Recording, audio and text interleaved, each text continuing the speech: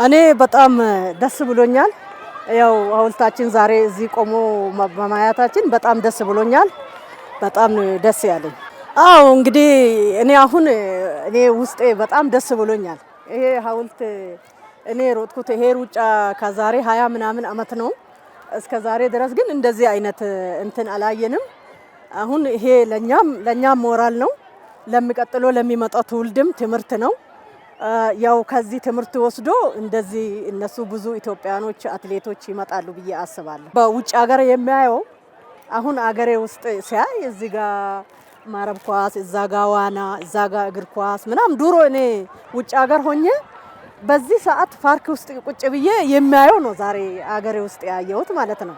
እና በጣም ደስ ብሎኛል። ይሄንን እንደዚህ ያማረ ያደረጉልንን እነ ክብርት ከንቲባ ሁሉንም ሊያመሰግናቸው ፈልጋለሁ። በጣም ለኛ ትልቅ ነገር ነው ይሄ። ለኛ መስታወሻ ነው፣ ለልጆቻችንም መስታወሻ ነው፣ ለልጅ ልጆቻችንም አልፎም ተርፎ ያው እነዚህ ታዳጊዎች አሉ ለነሱም መስታወሻ ይሆናል። ሌሎች የሚመጡት አትሌቶችም ይሄንን አይቶ ያው ወደፊቱ እንደዛ እንሆናለን ብሎ ሞራል ይኖራቸዋል ብዬ አስባለሁ። እኔ በጣም እጅግ በጣም ነው ደስ ያለኝ። ይሄንን ሳይ እኔ በውጪ ደረጃም አላየውም ይሄንን ፓርክ እና በጣም ደስ ብሎኛል። ይሄንን ሳይ ለመጀመሪያ ጊዜ ነው የስፖርት ማዘውተሪያ አንድ ቦታ የያዘ የለም። ዋና አለ፣ የጂም አለ፣ ሳይክል ሁሉም ነገር የያዘ ነው። ይሄ እጅግ በጣም ደስ ብሎኛል። በህይወት ኖሮ ይሄንን ማየት ራሱ በጣም ደስ የሚል ነው እና ክብርት ከንቲባችንም ጠቅላይ ሚኒስቴራችንም በጣም ላመስግን ወዳለሁ። በጣም አመሰግናቸዋለሁ።